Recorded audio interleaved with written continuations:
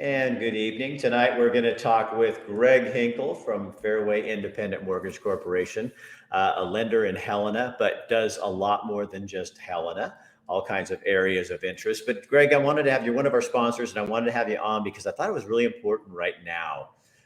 Maybe we should start with this. Because of the world situation, what's going on in Israel, what does that do to the market, or do we even have a clue what it will do?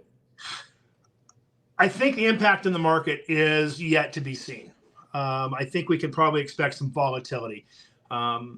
Most people kind of get the idea that, okay, the market opens at 9 o'clock in New York and closes at 5 in New York, and that's when the trading takes place. But the reality of it is most of our markets are global markets now. So if the markets are open in Tokyo, it's trading in Tokyo. If it's open in London, it's trading in London. And so there's really only about 4 hours of a 24-hour period when treasuries and mortgage-backed securities and that kind of stuff are not being traded openly on the market. I mean, anytime we see global crisis, Ukraine, Israel, it can throw volatility in the market because it throws uncertainty, and the markets don't like uncertainty. You were showing me some numbers. Let me show this chart, because you're saying up until that happened, even today, we're seeing some good things in terms of rates. Yeah, and actually the markets have responded very favorably towards mortgage-backed securities, and I think it's kind of interesting. So if you look at the chart here that you're looking at, this is the trading of the mortgage-backed securities. You can see it's kind of been in this downward trend. Is that the little red and green with the little? Yeah. So spikes? we call those candles. If you can see, there's a little wick at either end, and that's the range of trading. And so those two purple lines that you're looking at kind of outlines that trend, and it's been in this downward trend. Well, today's Wednesday. So if we go back, today market was up 35 basis points. Yesterday it was up 50 something. Monday had a rough day. That's coming out of the weekend after the attacks in Israel. But Thursday and Friday of last week, they were both in the green as well. And so what we're seeing is we saw this trend dropping with the mortgage-backed securities value dropping, which was driving rates up for the last 2 years, ever since the Feds released the quantitative easing, which was keeping us at that 3.5 mark, which was, the artificially suppressed rates. But now what we're seeing is we're seeing that now this is starting to swing back up, right, in the last 4 or 5 days. And so what the hope is here is that we've kind of gone through our downward trend, and as inflation drops, then the rates are going to start coming down. And that's now, interestingly enough, there was some real volatility on Monday. We lost a little bit of ground, but the move has been back towards security into the form of bonds today. And so I think we're going to see this trend, I hope, continue as we come down on inflation, as the Feds continue to push the inflation down. Now, we were talking recently about rates, and it's the way rates are done now today are so much different than they were 10, 15 years ago. And it's really about qualifying for the loan and what your risk is, right? I mean, so you get the question all the time, right? I mean, what's the rate? What's your rate, Greg? And you go, well, what's your financial situation? So I mean, walking up the street, somebody's going to hit me up and go, "Hey, Greg, what's your rate today?" And I've got one of two answers. The first answer is, "What do you want it to be?" And the second answer is, "I don't know. The crystal ball fell off my desk and broke." Here's the thing: when I started in the mortgage business back in the late '90s, we get rate sheets every morning from all the different mortgage buyers, and if you had a 620 credit score, you qualified for conventional rates. And somebody call you and go, "What's your rate today?" And you go, "A 30-day lock, your rate is 7%. Okay. Either you qualify, you'll get credit report, and 620 credit score, and either you qualified or you didn't. Well, today, Fannie Mae, Freddie Mac, FHA, VA, they've all put in what's called loan level price adjustments or risk-based pricing. And so the higher the risk, the higher the rate. And so, it's things like, what's your credit score? Well, my credit score is 740. Okay, well, that's going to get you some bonus points, if you will, but your loan to value is at 95. So now we've got a higher risk of default because you don't have as much equity, but you've got a really great rate. So your rate's going to be here. And so what we do nowadays is it's based on credit scores, based on loan to value. It's based on your debt to income ratios. It's based on the purpose of the loan. Is it a purchase? Is it a refinance? Is it a cash out? And we run that through a risk model, through Fannie Mae, through Freddie Mac, and it just tells us what the pricing is going to be on your loan specific to your risk. And what our mutual barber didn't know is that from the time before, he's learning a lot from you. I think you're good. There's also programs for first-time buyers and stuff that a lot of folks don't even think about. They're just going, oh, the rate's 7, but you can work some magic, and there's programs available for people. Yeah.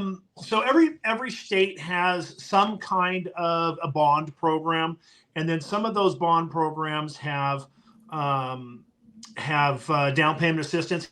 Here in Montana, we've got an amazing bond program that has a down payment assistance program. It is for true first-time home buyers. In Washington through the Washington Housing and Finance Commission, their program's a little bit different. It is not limited to first-time home buyers, but it's income restricted. Okay. And there are some credit criteria that, you've got to have a certain credit score to be able to and be under. So in Washington right now, the Washington Housing and Finance Commission, their income threshold is $180,000 annually. And then there's county limits, depending. So King County is going to have a higher, where Seattle is going to have a higher loan limit than, say, Thurston County, where Olympia is. And the same is true here in Helena, where Billings or Bozeman will have a higher loan limit than, say, Helena or Missoula. So don't take the numbers you're hearing on the news as facts, as the end all. Really, well, you got to check. I'll give you a great example. I had a borrower today that didn't qualify for the first-time home buyer program here in Montana. I locked them at 7 3/4 today based on their risk model.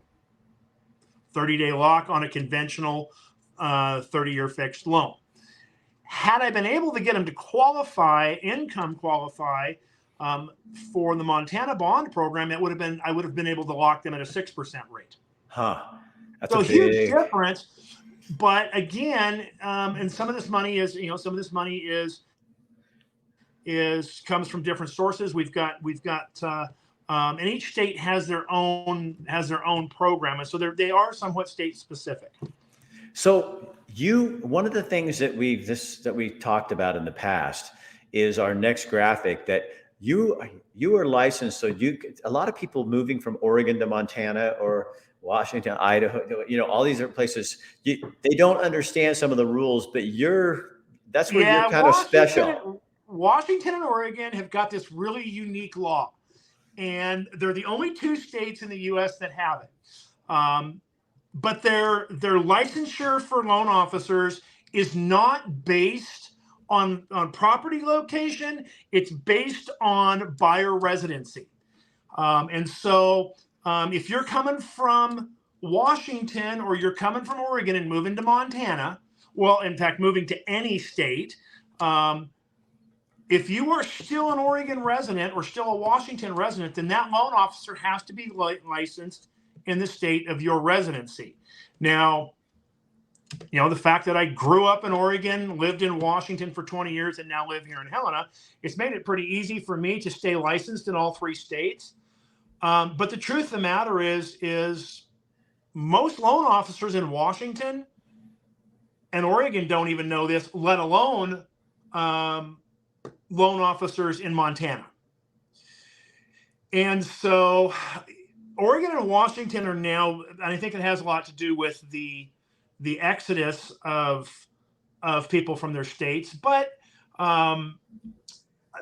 if you're asked Department of Oregon Department of Financial Regulatory or Washington DFI, Department of Financial Institutions, they're going to tell you that the stance that they're taking is that those are still Washington residents, those are still Oregon residents, and we have an obligation to protect the residents of our state. And if there is an issue that happens in that transaction, they're an Oregon resident, they're a Washington resident, they need to have recourse in Oregon and Washington. And there's probably some validity to that. But regardless, Oregon and Washington both said that they're going to start looking at pursuing penalties of operating in the state of Oregon and the state of Washington without license. That's a big deal when you start having to deal with the Consumer Financial Protection Agency on non-licensed activity. So that's why you're a benefit. Why? Well, number one, I'm licensed in all 3 states, so I can originate loans. I can do financing for people in all 3 states, and living in all 3 states, I know those states well. I mean, I grew up in Roseburg. I moved to Eugene. I lived in Salem. I spent my summers in just outside of Klamath Falls in a little town called Bonanza. I've been there. Yeah. Spent my summers as a teenager on a cattle ranch over there. I lived in Washington, and so I know these areas. I know the areas that, and I've worked in all of these areas, and so there's the benefit of local knowledge from all of those areas. But more importantly, the fact that if you're moving from Oregon or moving from Washington and you're coming to Montana, I already know all the state regulatory issues that you're going to deal with from the Oregon side, and I know all the state regulatory issues that we're going to deal with here in Montana. And you'd better get those caught before they're a problem. Yeah, no, it really is, and so like I said, if you're looking at, I mean, it's obvious. I think it'd be obvious for me to say I want everybody that's moving to Montana do their loan with me. Is it realistic? No, probably not. But what I will say is this: make sure that you're asking the loan officer that you're talking to, are you licensed? I'm an Oregon resident. Are you licensed in Oregon? Oh, no? Well, maybe I better find somebody who is. What could Oregon do if you're not? Like if I moved from Oregon and went through a lender, what could happen to me? What could happen to you is a couple of things. The biggest of which is you don't have recourse. So if you came to Montana and the transaction went completely sideways, and you stayed in Oregon, you've got no recourse without coming to Montana and dealing with Montana legal system. Okay. Where you do, because you're an Oregon resident, Oregon Department of Financial Regulatory is coming to play ball. Well, and I could see another advantage too, Greg, because if you've never done this before, moving from Oregon to Montana, there's a lot of different things that sure. If you're a loan officer in Montana dealing with Montana, you don't know what Oregon's going to require with the end of the year and all that other stuff. You would be able to warn them and say, now listen, before you go do this, you need to understand that, because it's what we found out the hard way. It didn't cost us any money, but we just found out the hard way because we didn't know, and it was so different in a new state. And I don't think people probably think about that. You're thinking about getting your moving van, getting your stuff out of there, getting a house, all that, and then you don't think about these little details where that are going to catch you, kind of as my mother used to say, nip you in the butt.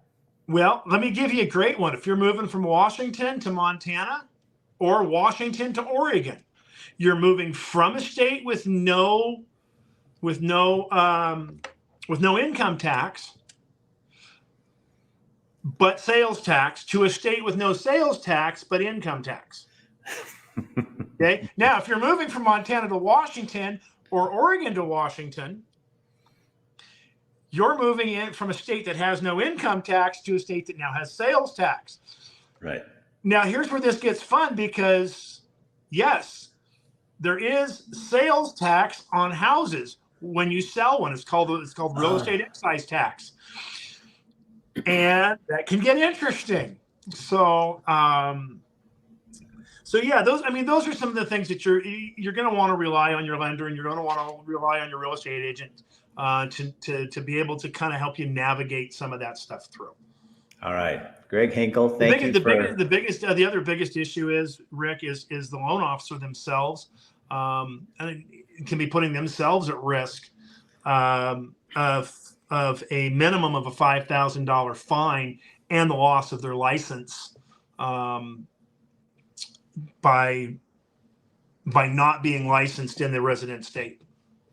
That's a lot of money. It's $5,000 per occurrence for the state of Oregon.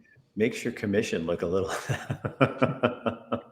Hey, Greg Hinkle, thank you for being with us today, and especially on short notice with what's going on in the world. But I think it just gives people a little idea, because you're used to flexibility and fluctuation. The F words are big for you, aren't they? Fluctuation, flexibility, financing, all those things.